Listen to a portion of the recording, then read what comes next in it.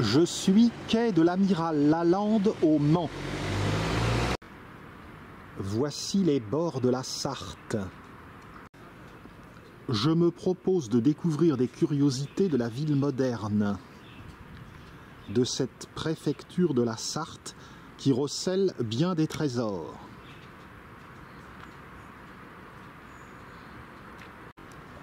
Ces petites maisons anciennes du quai sont bien agréables à l'œil.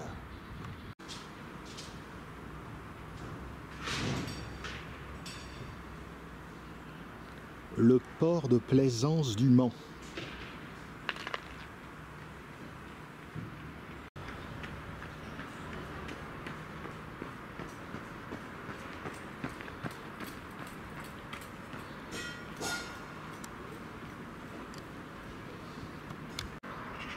Je vais franchir le pont et je me propose d'explorer le quartier qui s'organise autour de la place de la République et de voir en particulier 2 églises et un ancien couvent qui a été réorganisé.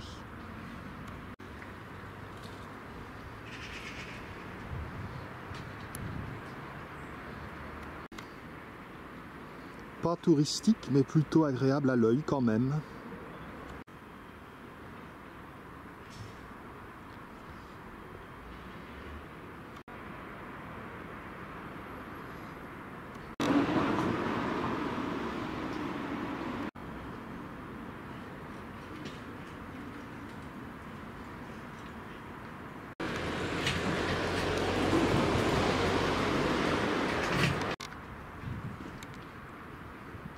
Ah, ce style ancien, comme on n'en fait plus.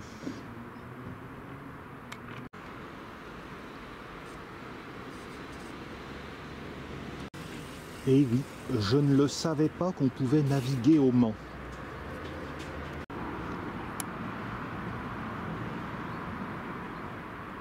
Empruntons le pont.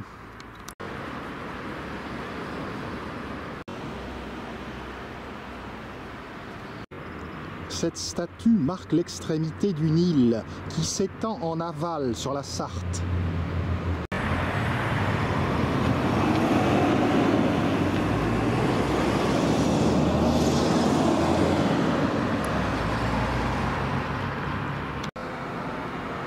Le monument inauguré en 1920 célèbre les débuts de l'aviation.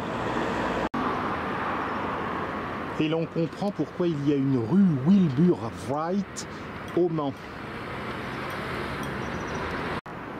Le nom des frères Wilbur et Orville Wright sont célèbres dans l'histoire de l'aviation. Ils ont réalisé le premier vol aux Amériques. C'était en 1903.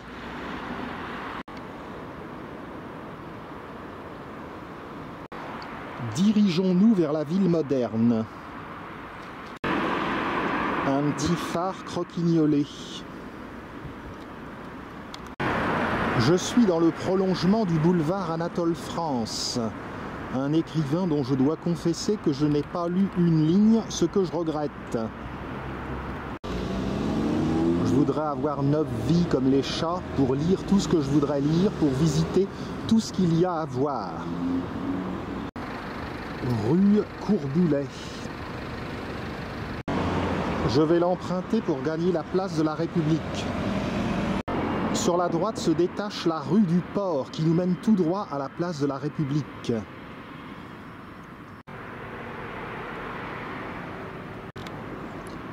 Voici un mot d'ordre qu'on a du mal à respecter. Voici de ces ceintures de boulevards qui ne sont pas touristiques, mais qui ajoutent toujours au charme des villes.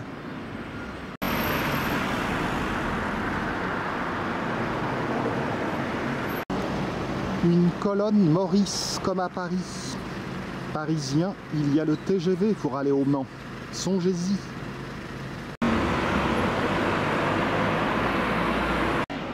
La rue du Port se poursuit et accentue sa pente.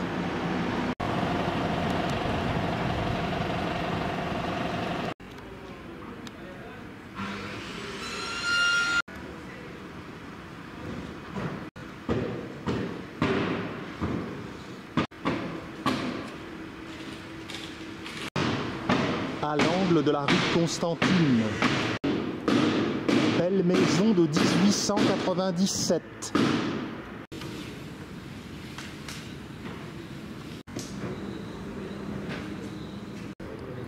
Dans le haut de la rue du Port, arrivée place de la République. Juste avant d'arriver sur la droite, rue du Docteur Leroy, médecin des pauvres.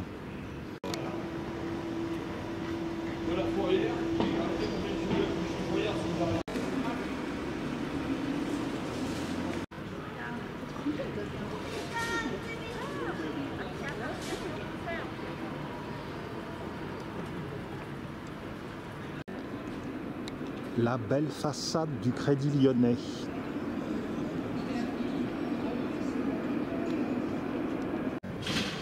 Juste à côté se trouve l'église de la Visitation, consacrée en 1737. L'église appartenait au couvent jésuite des Visitandines.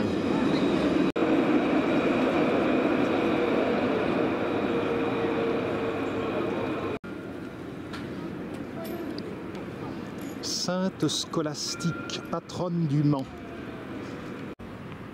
Rue Gambetta. Je m'avance pour voir la façade de l'église de la Visitation.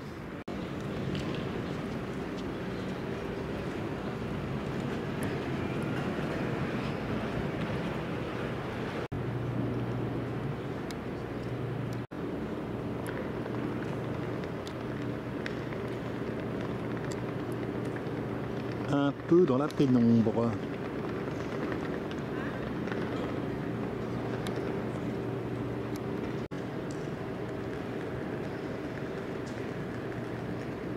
Les bâtiments conventuels étaient utilisés comme tribunal jusqu'en 2010.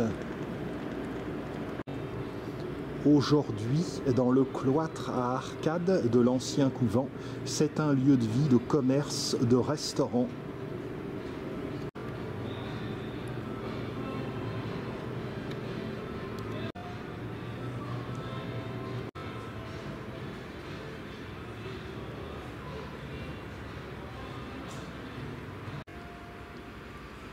Je vois que les bâtiments ont été soigneusement restaurés.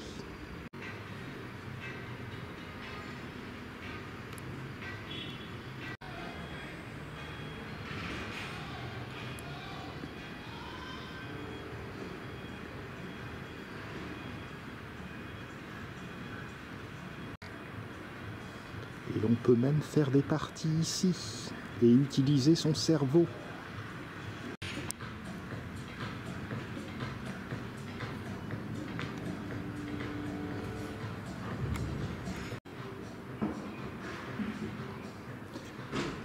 Est-ce que les anciennes moniales auraient aimé ceci?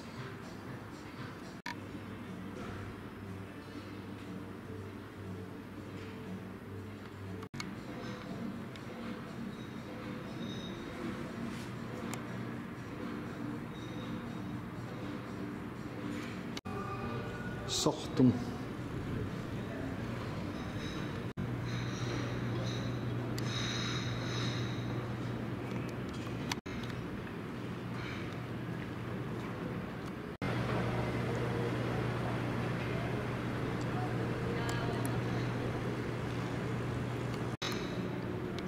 Le portique a des colonnes à chapiteaux corinthiens.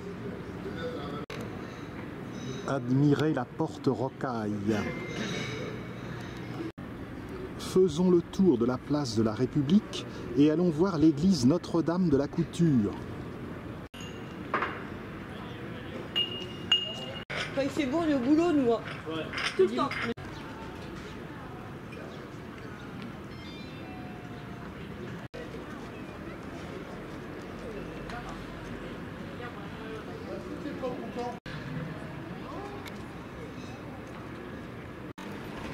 Bâtiment de la Chambre de commerce. Boulevard René Levasseur.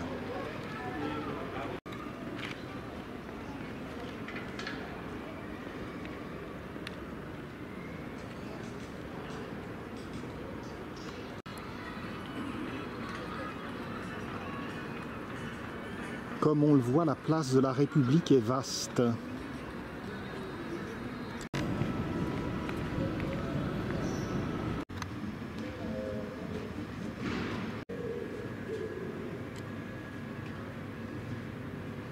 Un peu plus loin, il y a un très beau, très bel immeuble.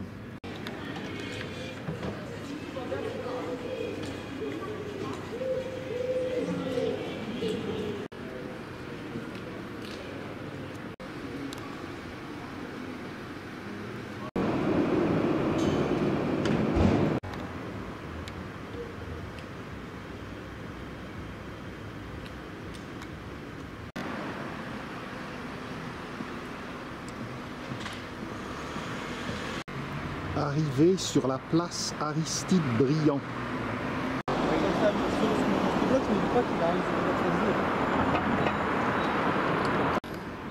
Le bâtiment de la Caisse d'épargne.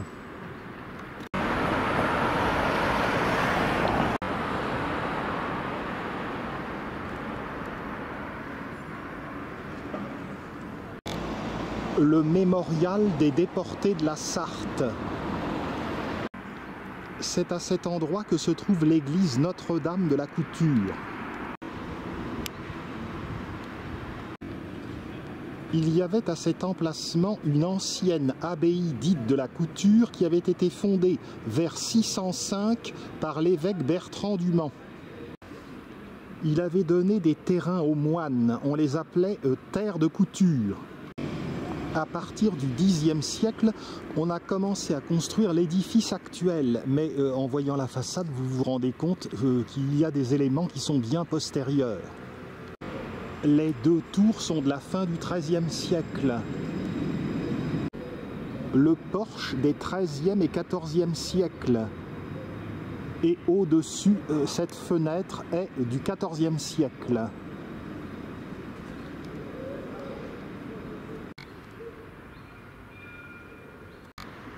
Au tympan, le Christ procède au jugement dernier.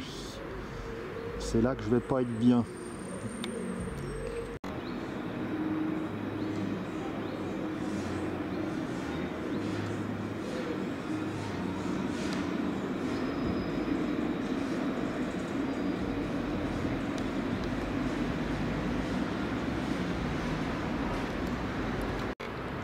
De part et d'autre, les apôtres. Ils terrassent les forces du mal qui sont à leurs pieds.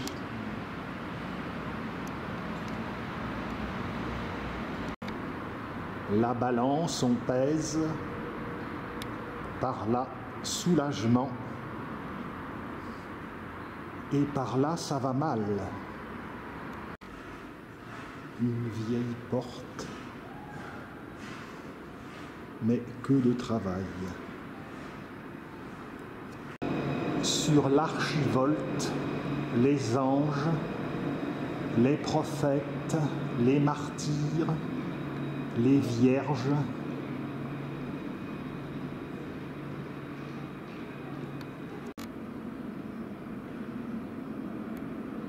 Et il y a aussi des patriarches.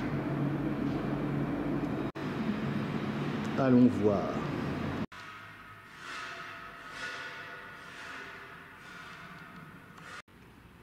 La nef date de la fin du XIIe siècle. Elle est très large. Elle est de style Plantagenet. Elle est lumineuse, éclairée par des baies géminées.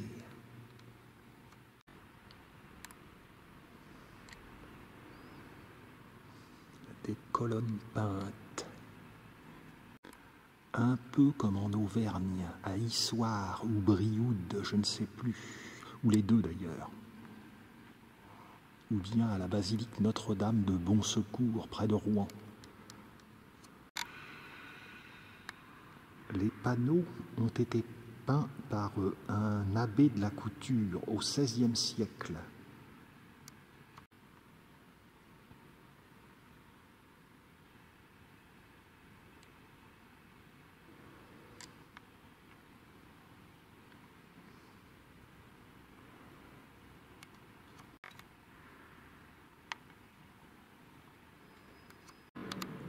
Belle statue de Vierge à l'enfant, copie de Germain Pilon.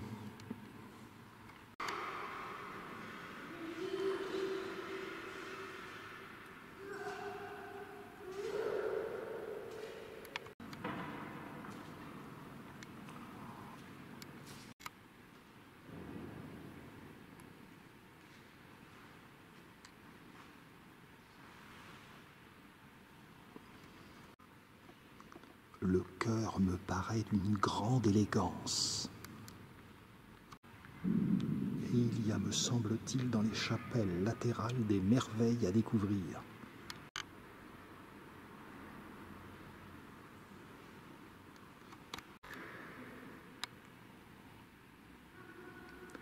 Pénétrons dans le déambulatoire.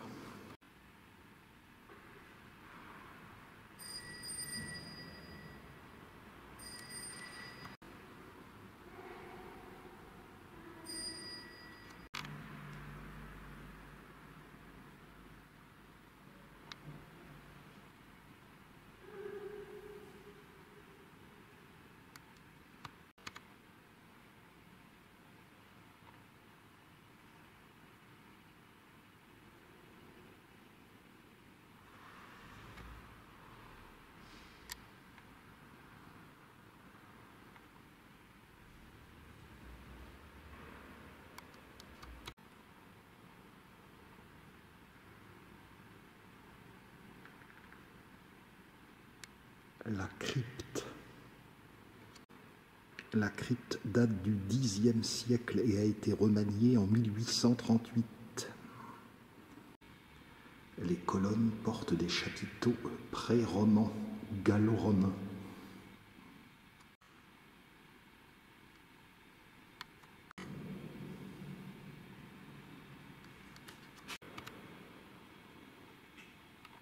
Le fameux Saint Bertrand qui avait donné les terrains aux moines et le fondateur de l'église qui au début s'appelait Saint Pierre et Saint Paul. Très très belle crypte. Émouvante dans sa simplicité. On remarque à droite un chapiteau antique renversé qui sert de base à un pilier.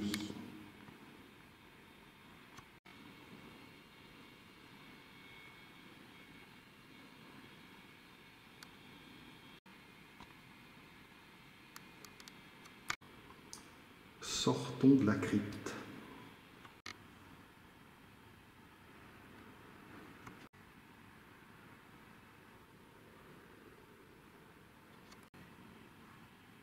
Chapelle du Sacré-Cœur de Jésus-Christ.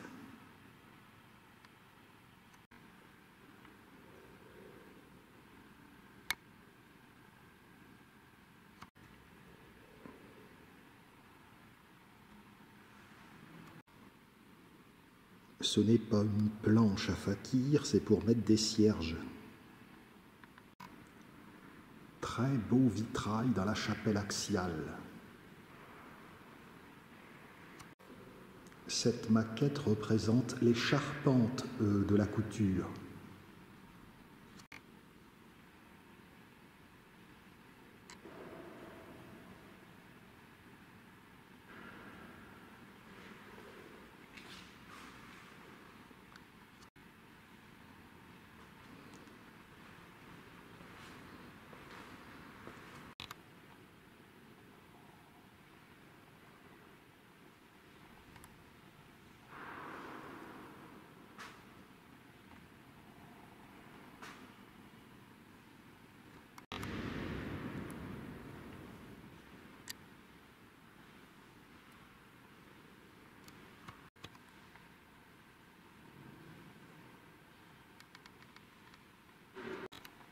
Ne me demandez pas qui est Gaspard, qui est Melchior, qui est Balthazar.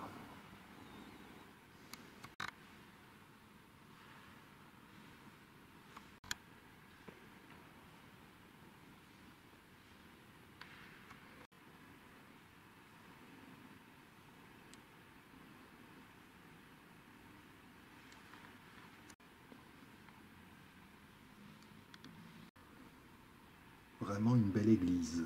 Ressortons. Je suis content de l'avoir vu, c'est vraiment un très bel édifice. Pour terminer ma visite du Mans, je vais aller voir l'église Sainte-Jeanne d'Arc, que je vais vraisemblablement trouver fermée, mais je vais voir l'extérieur. Je dois faire une confession, en visitant le Mans, je n'ai pas mangé de rillettes et je ne suis pas allé voir le circuit des 24 heures.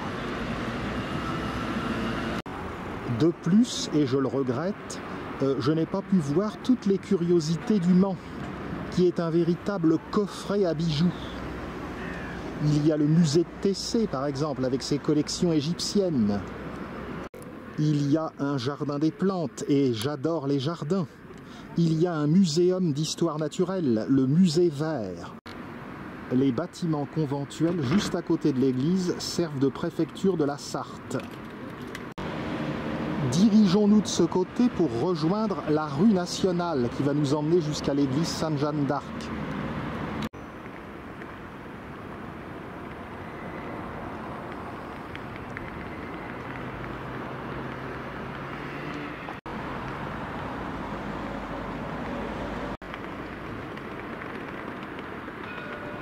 C'est encore l'été, le mois d'août, mais l'arrière-saison se profile et il fait souvent beau.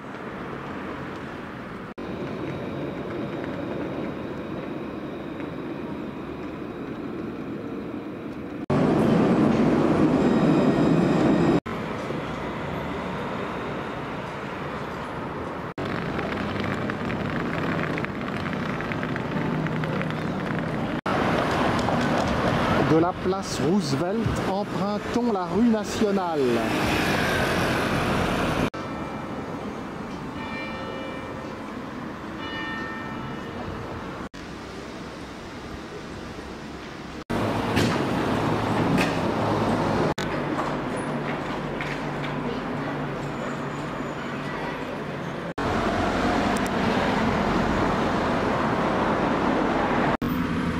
L'église Sainte-Jeanne d'Arc est un petit peu excentrée.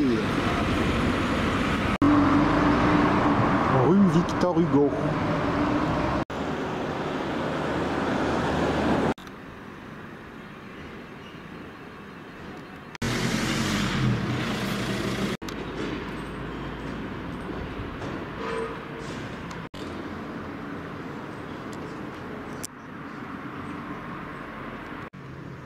Rue Joseph Kessel. Je progresse dans la rue nationale, l'église n'est plus très loin.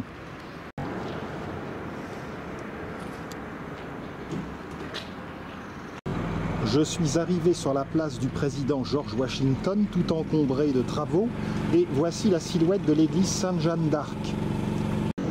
Sur la place, un monument à Chanzy, l'un des acteurs de la guerre de 1870-1871. La façade triangulaire est très austère.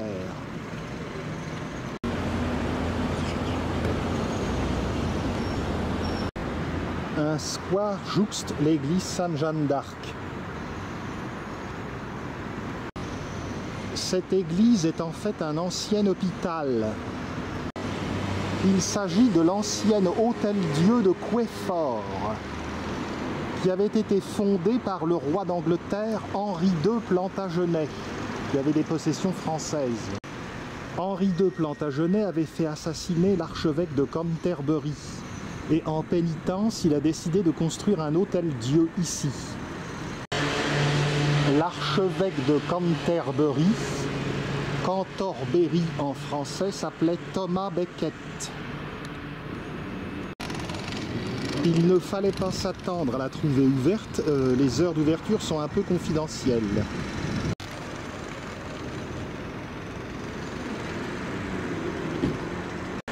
Il faut savoir que l'hôpital n'est devenu église qu'en 1923 seulement. Nous ne verrons donc rien, comme je m'y attendais, de la salle intérieure à 3 nefs, supportée donc par d'élégantes colonnes de style Plantagenet.